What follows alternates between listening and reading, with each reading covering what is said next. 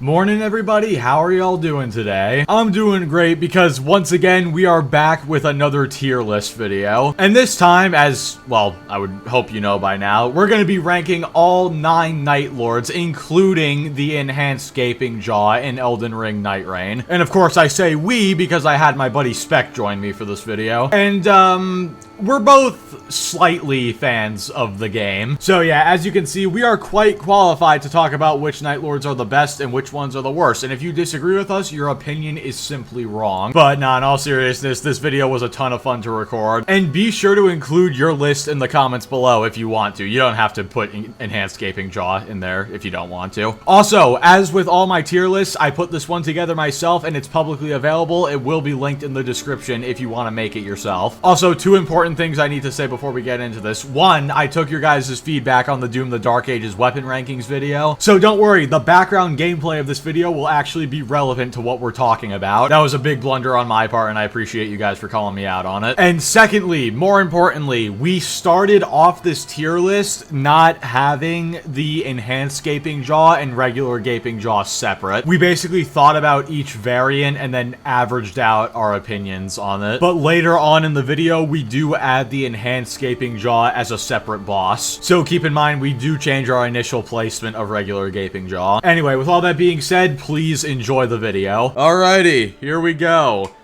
So we've got our tier list right here. As always, I probably said it in the intro, but I haven't recorded it yet, so I don't know. I made this tier list myself, and it is publicly available. It will be linked in the description if you want to make your own. So, feel free to do that. All right. Let's get into this, shall we? So, Spec did edit his a little bit, just to, like, change the names of the tiers. Yeah, I changed it to, at the top, it's peak. At the second best, it's amazing. And then third is good. And then the fourth one is a spoiler, but we'll get to that. Yeah, we'll get to that. I'm sure you guys know who it is, though, if you've played Nightreign before. Yeah, also for added context, a large majority of this is just because we played a large majority of these bosses both co-op and solo. Yeah. I have beaten about 6 or 7 of these guys solo. The only one I don't think I've beaten is Sentient Pest, but we'll get to that. Yeah. But a large majority of them I have fought both co-op and solo. Yeah, so. And then I've fought a couple of these solo. I fought all of them co-op and a couple solo, but I haven't done as much solo play as Spec has, so... Yeah. Either way, though, we know what it's like to do to do it all. So, all right. First off, Tricephalos, the Gladius, the triple good boy. It's interesting because Gladius, for me, it follows the trend of Souls games having a great boss at the start. Yeah. Because like Dark Souls 1, it was the Bell Gargoyles. Dark Souls 2. Anyway, yeah, continuing on. No, and then Bloodborne was Father Gascoigne. Yeah. And then Dark Souls 3 was Gundyr. Actually very early. Iudex Gundyr. Sekiro was Ganishiro, and then Elden Ring was Margit. So yeah, Gladius, in terms of early game bosses, I think it's definitely on one of the higher scales. Yeah, he's definitely one of the better ones. I definitely don't think he's top tier, honestly. No, absolutely not. No. My biggest gripe is when he splits into 3. Once he splits into 3, it becomes a little, because remember, I beat this guy solo. So, managing 3 of them at a time is definitely a lot harder than it is in co-op. Yeah, which is obviously as it's intended. Yeah. But yeah, but solo... I feel like Gladius is definitely the most blatant case of this boss was designed for multiple people. For co-op. And now it's beatable solo. No, absolutely, It's just that you really got to be able to manage 3 other monsters at a time. And that's where the difficulty comes in. If you don't have a holy weapon solo, you're basically screwed. Yeah, and that's going to be a recurring thing is when we talk about the boss's weaknesses. So Gladius, I think A tier. Great boss. I think amazing. Yeah, I'll put him in amazing. I'll put him in A. He's not bad. Nah, but that comes later. He's not peak, but he's very, very good. I like him a lot. He's a great boss. I loved him. All right. I had a great time. Next up, Gaping Jaw. aka Adele, Adele, the Baron of aka Night. aka the T-Rex in that one King Kong movie. Yes, literally. I was showing before this video, Klutzy, I was showing a clip of the original Peter Jackson's King Kong. Yep. Of when the T-Rex got split open. That's what it looks like to me. It's like if the T-Rex from King Kong was reanimated by some unknown force and then be able to create storms out of nowhere. Yeah. So Gaping Jaw is interesting because... I don't know. Honestly, I think most other bosses I have a good idea of where I want to put them. This is the one where like I'm not 100% sure. Yeah, Gaping Jaw is interesting because when we fought him the first time, it was the easiest one in the game. He is definitely, at least base Gaping Jaw, obviously. You know, enhanced Gaping Jaw is one of the hardest. We'll get to that. But, we'll get to that. Yeah. But yeah, base Gaping Jaw is arguably the easiest boss in the game, or one of the arguably easiest. Really close. It's extremely close. He's because a large majority of the time, Gaping Jaw is definitely the perfect embodiment of a Monster Hunter boss. Where he has attacks that move around, he flops around everywhere, he runs away from you sometimes. Yeah, which at least until you get annoying. to phase 2. At least until you get to phase 2, in which he's kind of more in your face. So in terms of, I really like it. I love his design. I love his OST. I love just the overall vibes of the fight. I really like. I do think he was a little bit easier, or at least a little bit harder. I mean. Yeah, I feel like part of the issue, I think, is that he's one of those bosses that has the issue of he's so big that he'll just whiff a lot of his attacks. Yep. Like if you walk under him, like I know he's got like this in phase 2, he's got the slam that sends out the shockwave or whatever, and then it explodes again. But for the most part, I feel like if you stand under him, you don't even have to like dodge that much. So. And it's funny because this was originally our general opinion before we did this video. That was our general opinion on Gaping Jaw at the time. That was until Everdark Sovereign version came out. Yep, they just shadow dropped the Everdark Sovereign version. And I'm going to tell you this. I'll tell you this right now. The differences between base and Everdark Sovereign Gaping Jaw is astronomical. Yeah, for real. I honestly... just for Everdark Sovereign alone, I want to put him at amazing. Are we including, like, does this include both of them at the same time? Or... if you want, I'm okay with that. I don't know, because it is still the same fight. Yeah, I mean, well, is it though? Like, yeah, fair enough. I don't know. It's tough because if we're averaging it out, I'd say put it in amazing. If we're talking just Everdark, I would put it S, and if we're talking just regular, I think we'll do amazing. So I'll put it. Amazing. I'm gonna go A below. Actually, no, I'll go A above Gladius. Tricephalus. Okay. Yeah, I'll do that too. Yeah, that sounds about right. To me. If we're averaging out the two, but yeah. All right. Next up, Sentient Pest. Oh, Noster, the Wisdom of Night. AKA totally not Godzilla and Mothra. Yeah.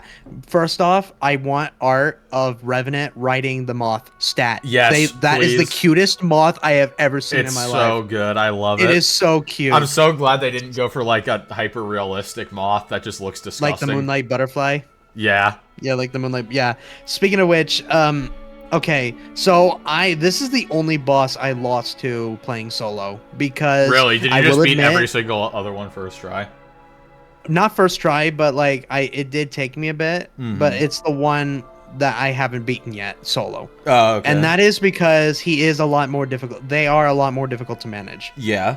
Because like when me and Klutzy did it for the first time, it was very straightforward. He focused on the Scorpion, I focused on the Moth because I was Iron Eye. I was Big Bonk Raider Man and Spec was Iron Eye, so we had our places. Yeah, but I really loved this fight. The music is incredible. The designs for both of the creatures are really good. I will say, probably the most memorable thing about this fight is the Phase 2 transition when it suddenly looks like Ghost of Tsushima. Yeah, exactly. Where the flowers everywhere was so cool. I loved that. That, and also, it's also the most hectic. I think a big reason why I lost was because Phase 2 is so hectic. Yeah. Because you got the Scorpion closing in on you constantly. You got lasers shooting you from the sky. Yep, it turns into Scorpion Jockey. Yeah, exactly. Which is very interesting because I watched, I forgot what it was, but I watched something talking about how bugs do this regularly, whether it's Mm-hmm. through different reasons. Some of it is mutualistic, some of it is through parasitic, and some of it is like one only benefits from the other. Yeah. And you could tell throughout the fight, it's very mutualistic. Mm-hmm. Like they have a Yeah, mutual common definitely. relationship, and that's what I really like about it a lot. Is that it's one of the better duo fights. I agree. Now Yeah. that being said, Where would I place I don't him? think it's S tier. You don't think so? In It's my really close. we're doing separate lists. Like Spec has his own, so we can like we're gonna disagree on some stuff. I think this belongs somewhere in A. I don't think this is a top tier fight though. For me, I'm gonna put him in peak only because I love just the general vibes of it. It's very peaceful. Despite how hectic it is, the music gives very peaceful vibes. And I love the mutual relationship between the two. I'm not That's sure. just me, though. Okay, this definitely goes in A tier, but I don't know where I would put it in A tier. That's fair. Maybe in between. I might do in between, but do I think it's better than Tricephalos though? I mean, it's up to you. Oh man. See, this is another one. Like I was completely unsure on this one. You know, I'm gonna put it between the two, and I'll just come back later if I change. We'll come back to it. Yeah, absolutely. All right. All right. C tier. Anyway. Yeah, Okay. goodbye. Next up, Libra. What's up, Libra? Okay, no, we gotta talk about No. it. We gotta talk about it. This should not come as a surprise to literally anybody. I mean, Augur is obviously. definitely the weakest one. Definitely, like, here's the thing, people, like, I think people are a bit hard on this fight. I agree. I understand why people are so hard on this fight, but I don't think it's as bad as a lot of people make it out to be. But it is without a doubt the most mid, like, least It is good. the weakest fight by far, but like by a mile. But a large majority of it is because if you're a melee fighter, you're gonna have a difficult time. Yeah, that wasn't until I found out that you can kill the jellyfish, and the tentacles that do damage, but still, I don't want to fight the minions. I want to fight the boss. Absolutely, you want to be able to engage with the fight. That being said, I played Iron Eye when we did co-op. Yeah, so and he was definitely a lot easier. It was definitely. Now, though, at the same time, he gets points for scaring the shit out of us. Oh yeah, no, he definitely gains points for the absolute jump scare that is just the silent nuke falling out of the sky. Yeah, because we literally, when we played, it was me, Blast, and you. We were playing for the first time, and we see this little teardrop falling down. It's like, oh, it's gonna be nothing. Oh, pretty light. Look at that. Boom! Boom! And then we're like, ah! Yeah, I think it killed Blast and nearly killed me. It scared the crap out of us. And that threw us off. We were gonna get it first try if it weren't for that. Yeah. No, dude, that nuke destroyed us. It was awesome. Good lord, man. But it was great. It was great though. Props for that. So yeah, props for the jump scare mid-boss fight. But overall, it's fine. It's not my favorite. Obviously, it's okay. Not to mention, I have personal beef with this guy's raid in the normal game. Here we go. Because I got absolutely screwed in one game with randoms. Because they were... Okay, we were on a map that had the city. And they were rushing the city. And I like, stayed back really quick. I think I went to, like, grab a church or something. I can't remember what it was. And then I got kidnapped by the Augur raid, and my teammates didn't. So, okay, actually, no, so what happened was, I died because I made a mistake. I was playing Recluse, by the way, so, like, I have no health. I died because I made a mistake. I, like, went after a boss by accident, and it annihilated me. Then, right after I respawned, I got insta-kidnapped by the Augur raid, and then I died to Augur because it did, like, the freaking, like, typhoon, like, water explosion attack, like, twice in a row, and I'm just terrible at dodging it. So I died to that, which meant that not only did I permanently lose a level, but I also, this is the first time I found out, if you fail a raid, you actually get a debuff. Yep. That was how I found out. And so, on top of being recluse, you know, having the worst health and, like, worst resistances in the game, I also had, like, I don't know the exact number, but if you fail the raid, it just makes you take extra damage. So I was getting annihilated in the final boss fight. Yeah, I found that out when I lost to Margit at one point. Yeah. I found that out. Is Margit's also you just take more damage, or is it different? Yes, it is. Yeah, I think it's the same for a large majority of it. Which is such bullcrap, because I didn't... only I got kidnapped. My teammates couldn't even help me fight the raid, because they were running away. And, like, the bubble to, like, kidnap me spawned on top of me. And it scared the shit out of you, I'm sure. Well, it scared me, but, like, what scared me more was knowing how screwed I was for the final boss. But, yeah. That sucks. That's my little side tangent about that raid. It's not even a bad raid or anything. It's fine. He doesn't have much health or anything at all. It's just that one time really irked me. So, there you go. Speaking of bad raids. Yeah. Speaking of bad raids, here we go. Libra. First off, before we get into any positives, because there's a lot of them. Yeah, to hell with his raid, dude. This raid is the only one that is like an outright run-ender. It is an outright run killer, 100%. Because there have been so many occasions where we are like, oh, we are cooking. We got our weapons, we got our gear, we had and all everything. Of a sudden, we had like legendary crap. It was going like we were level 12 or whatever. Yeah. We were doing so well. and then boom. And then he rears his ugly head and it screws it up entirely. Minus 25% HP permanently unless you pay him off or you fight him to death.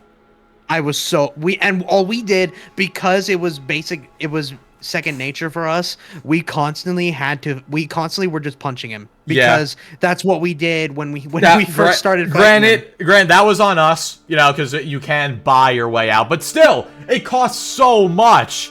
And day one it costs 15,000. And day two it costs 35,000. Yeah, and it's ridiculous. Which one of us has to sacrifice a level to do it. And it wouldn't even be that bad if you could like ration your cash or something. But no, like imagine if all three of us, if each person could pay 10,000 or something, boom, problem solved. It would automatically be fine, because then you like each person kills a couple small enemies and then you're good. But no, one person has to pay the full fee for the entire team. So and it's obnoxious. And if you don't, if he appears on day one and you don't pay him off or kill him before the ring closes, he disappears. You can't, as far as I know, you cannot find him again, and you just permanently have the debuff. Yep, and your run is basically over. Yeah, so Libra's his raid sucks, easily the worst. That being said, as a boss, absolute peak as a boss. Dude, he is. Honestly, I watched Marco Meatball's video on his OST, and I think Equilibrious Beast is not the best name to describe him. I like to call him Disorganized Chaos. Yeah. Because that is exactly what he is. He is organized or disorganized chaos. Yeah, for real. And I love it. Same. He terrifies me every time we went to fight him, because I was like, this fight it's a great embodiment of ridiculously hard, but in a good way. Oh yeah. And on solo, weirdly enough, he's easier. I feel like, I'm gonna be honest, I think a lot of the game is actually easier solo, because the health pool gets decreased so much. Yeah, it does. No matter what Twitter will tell you. Yeah, like people are like, "Oh my god, dude, solo is unplayable." No, Reforged. But yeah, no, solo is unironically easier a lot of the time. So, and honestly, the moment I think he also got the most love when it comes to co-op mechanics. Same. Because of the phase 2 transition, you have to start breaking these circles. To be able to get him out of his phase, and once he gets out of the phase, he rages at you. Yeah. And when he gets rage filled, that's when I get scared. Yeah, you're just not you are just banned. You have been banned from attacking him. Like at that point, because you literally have to go ape shit. You have to go full dodge mode. You cannot attack him at all. Unless he's attacking your teammate and you're an Iron Eye halfway across the map. But that, and he's just, as a whole, I saw somebody post close-up images of what his design is. His design is grotesque. I love it. It's like the perfect kind of grotesque. Yeah, the flaps on his waist, where his waist is, that's his skin. Yeah. That's freaking... And he has like a bunch of eyes like all down his head, right? Over his body. It's like his head, his face, where his face is. His eyes are... There's eyes all over his chest. Mm-hmm. And the big-ass eyes where his goat horns are. Yeah. It's straight from Lovecraft, and I love it. Now, okay, one criticism about the fight itself, this is going back to the topic of like boss weaknesses and whatnot. You really cannot do much with his weakness unless you're Recluse or It's kind of redundant. Yeah, it's kind of redundant. Because it's like, I think only Vike's War Spear, it like actually is the only, I think that's the only melee weapon that does madness. Yeah. Yeah. Which, like, makes sense and whatever, but, like, at the same time, I don't know. I feel like melee players kind of got the short end of the stick when it came to his weakness. Just a little bit, yeah. Now, but other than that, they did make more madness items drop in the recent update, but again, that's not really going to help mage players that much unless honestly, they get the biggest takeaway from this fight is I'm terrified for when the Everdark Sovereign version comes out. I'm terrified. He's a great example of hard but great and like not too unfair. So yeah, easy S tier. Yep, easily peak. And he's might I say he's probably the hardest boss in the game, honestly. Probably up there, yeah. Well, until we get to the next boss, of course. Oh, now we got peak for peak up in here. Yeah, peak for peak. Fulgore time. Yep, peak again. Goodbye. And he's above Libra for me. You think so? I think so. In my opinion, because I'll put him above. I'll have to think about it. But yeah. To me, I love how more straightforward he is. Yeah. Because whereas we went from Libra, who is easily the most mechanic dense out of all the bosses, Fulgore is the more straightforward. Yeah. And that's what I love about it the most is that, again, he's another boss that terrified us at first because his attacks just do so much knockback.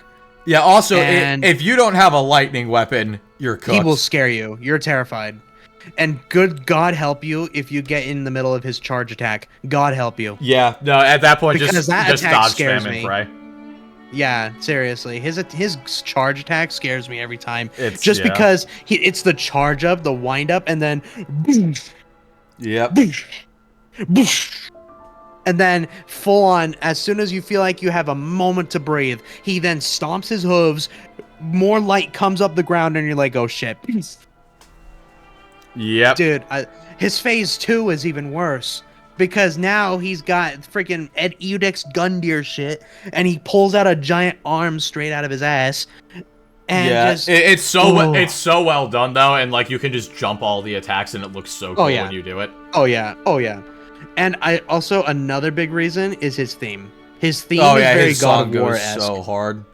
His theme song is very God of War vibes. Yeah. I'll match you on S tier above Libra. I love Fulgore, dude. He's yeah. If it wasn't for the next couple of fights, he would absolutely be the best. Yeah. All right. But we'll see. Speaking of the next fight, Caligo. Yep. Now, this one's gonna be difficult, I think, because this fight, obviously, if you've seen it before, absolute cinema. 100%. This is probably the most cinematic fight. Actually, no, okay, second most. Second most cinematic fight in the game.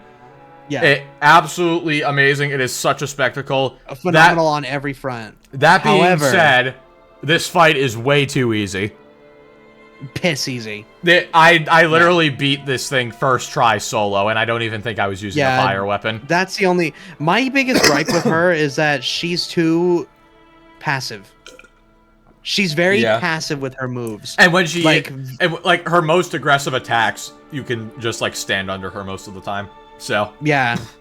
But it's easily the most cinematic fight in the entire game. Like, for me, anyway. By far. dude, because when you see Second to the final boss, but yeah, we'll get there. like when you see her like disappear, and then you see this giant ring of ice circling around your head, the top of your head. There's a video I saw. I'll have to show it later, or I think I might have shown it to you before, but it was one dude who was playing it for the first time, and the music synced in so well with that particular attack. Yeah, I know. It was. I got goosebumps.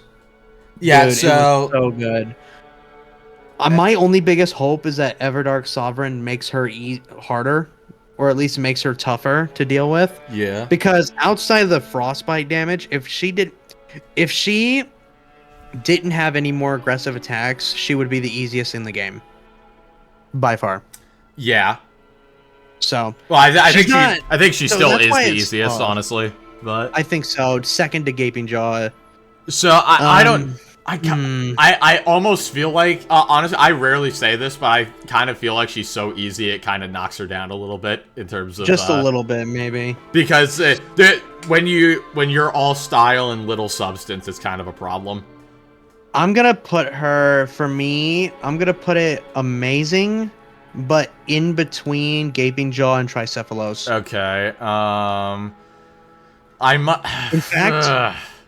In fact, I think I'm almost thinking of dropping Gladius down to good.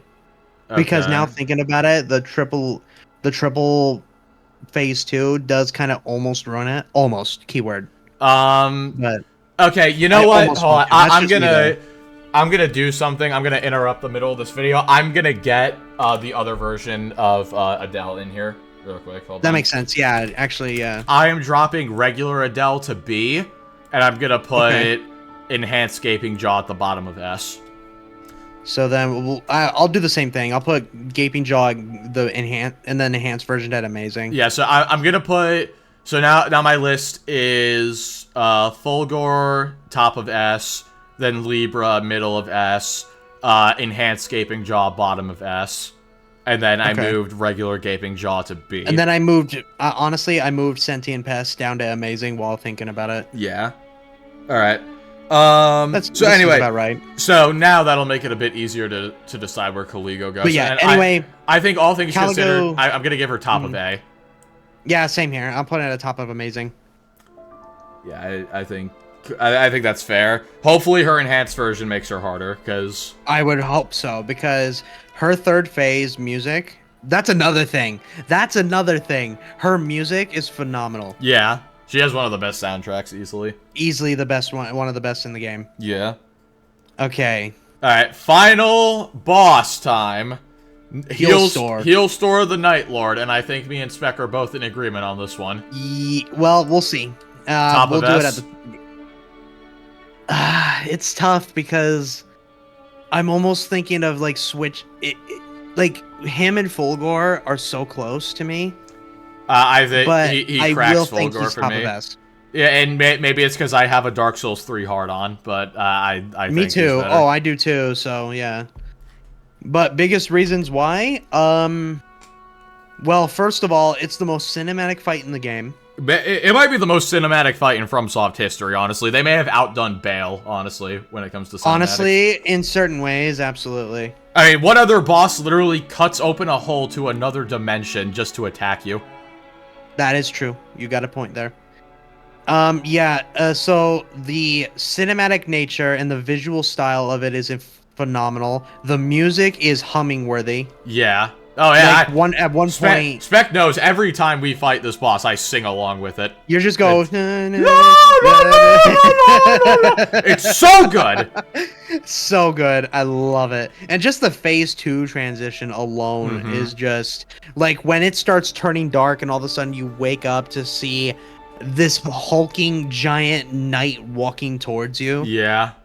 I once saw somebody that it's like the embodiment of like a dead GOC, and I'm like, that's kind of what Soul of Cinder in a way was. This boss is the embodiment of aura farming. He is Slave Knight Gale and Soul of Cinder mashed into one, and add a little bit of intergalactic like space manipulation on top of it. So good, dude. It's phenomenal.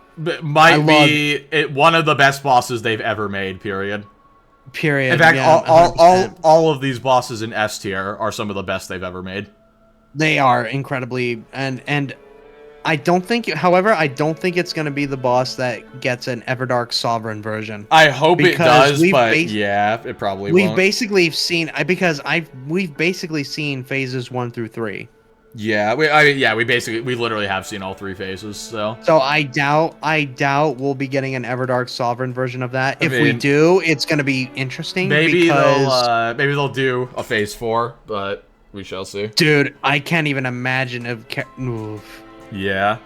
I can't even imagine something like that. Mm-hmm. Alrighty, and with that being said, that is our list complete. So, Yes, let me send a screenshot right now. Send yours to me. I'll put both of ours on the screen right now.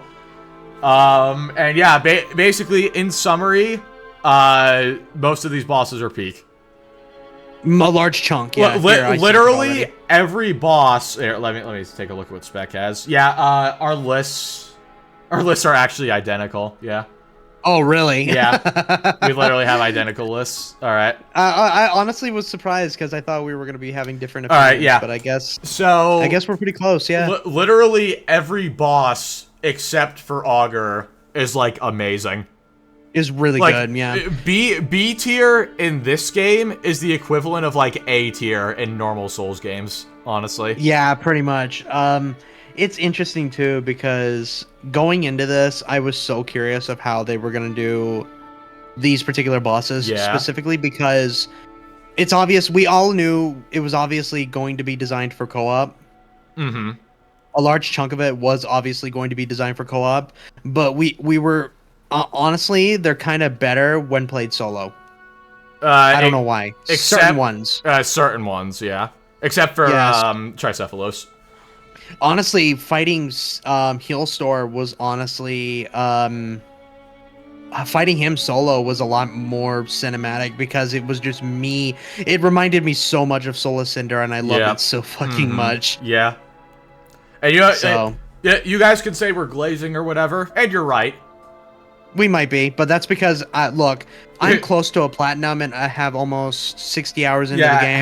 What do you have to do still for the platinum? I still got to do the what was it? It was the every Nightlord with one character. Yeah. With all characters, I mean. Mm-hmm. So that's the only one. Like, honestly, given my time frame, I can say I had a blast. Yeah, same. I cannot wait to see where this game goes in the future. The fact that they shadow dropped Enhanced Gaping Jaw, just out of I can't. I'm so excited for other enhanced versions. I don't even think there was an actual update that you had to download. I think he just kind of appeared in the game. It just showed up. Yeah. Now, what probably happened is they probably secretly dropped him in a previous update and like just unlocked him. Mm-hmm. Yeah, that sounds about right. That's probably what they did. But yeah, no, I cannot wait to see the other enhanced bosses, and I can't wait to see what the DLC is going to be for this game. Honestly, my most anticipated Everdark Sovereign versions are Fulgores and Libras. I'm so curious on Libras. I'm terrified of Libras, and I'm pants-pissingly excited for Fulgores. Same, dude. It's going to be so good. And I can't wait. Caligo, I'm crossing my fingers, but I don't know. They could mess up Caligos, I think. We'll see. Honestly, given how good the Phase 1 and 2s are, I'm sure Phase 3 will be even better, because that's what happened with Gaping Jaw. Yep, true. They took one of the easier bosses and made it one of the hardest, so. Yeah, absolutely. Yeah. Now, okay. I guess before we end off, what would you say? I just thought about this. What do you think is the hardest boss? Libra. You think Libra? It's close. So. It's close between Libra and Fulgore for me. Yeah, Fulgore's pretty close. Yeah, Libra for me because he manages so much. Yeah. Or you have to manage so much. Yeah, and if you're doing it solo, you're gonna get a buffed version of Libra at least once. Yeah. Unless you're playing Iron Eye. But yeah. Not even with playing Iron Eye, because I played Iron Eye solo and I tried to get all the circles at a time, but he just buffs so quick I couldn't get to. All right. Yeah. Well, that basically does it for now, guys. So, Spec, thank you for joining, or I guess, of course, thank you for collabing, whatever the term Absolutely, is. It was a blast. Yeah, because we've been playing this game since it came out together, so it's only fair. Mm-hmm. And will we be playing tonight? Yes. All right, cool. Because I gotta get footage for all these bosses. So Yep. Yeah. Okay. So yeah, thank you everybody for watching, and we will see you next time. Bye-bye. Goodbye. And yeah, there you go, guys. That is mine and Spec's ranking of every Nightlord boss in Elden Ring Nightreign, including Enhanced Scaping Jaw. As always, these tier list videos are a ton of fun to make. Even if they don't do quite as well, I'm gonna keep making them just because I enjoy them. And I know I already said it, but I cannot thank Spec enough for helping me out with this. And I am very much looking forward to whatever they plan on releasing in the future. So yeah, with all that being said, guys, that's gonna do it for this video. Thank you all so much for watching. Be sure to like the video if you liked it, dislike it if you didn't like it, subscribe if you want to see more. Join us every Wednesday night at 8 p.m. Eastern for Salt streams, and join us every Friday night 9 p.m. Eastern on the gaming channel for gaming streams. And I will catch you all next time.